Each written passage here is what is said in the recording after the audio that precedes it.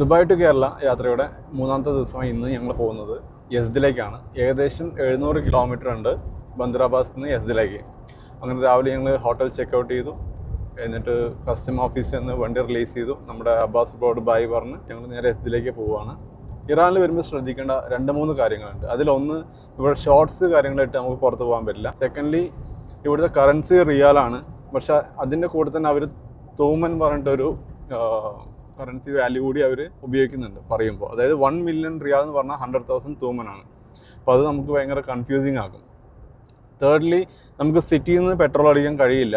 കാരണം അവിടെ പെട്രോൾ പമ്പിൽ ക്യാഷ് ആക്സെപ്റ്റ് ചെയ്യില്ല, കാർഡാണ്. അപ്പോൾ നമുക്ക് എപ്പോഴും യാത്ര ചെയ്യുമ്പോൾ നമ്മുടെ വണ്ടിയാണെങ്കിൽ നമുക്ക് ചെയ്യേണ്ടത് ഹൈവേ എന്നാണ്. ഹൈവേയിൽ അവർ ക്യാഷ് ആക്സെപ്റ്റ് ചെയ്യും. പിന്നുള്ളത് ഒരു വണ്ടിക്ക് അവർ 30 ലിറ്റർ പെട്രോളേ കൊടുക്കൂ.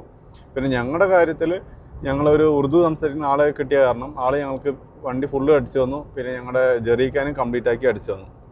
അങ്ങനെ പോകുന്ന വഴിക്ക് 1-2 നമ്മുടെ ഇറാനിയൻ ഫ്രണ്ട്സിനെ കണ്ടു. അവരെല്ലാം മീറ്റ് ചെയ്ത് ഞങ്ങൾ നേരെ യസ്ദിലേക്ക് എത്തി. അവിടെ സ്റ്റേ ചെയ്ത് നാളെ മഷാദിക്ക് പോകാനാണ് പ്ലാൻ. കൂടുതൽ അപ്ഡേറ്റ്സിന് ഫോളോ ചെയ്യാൻ മറക്കണ്ട.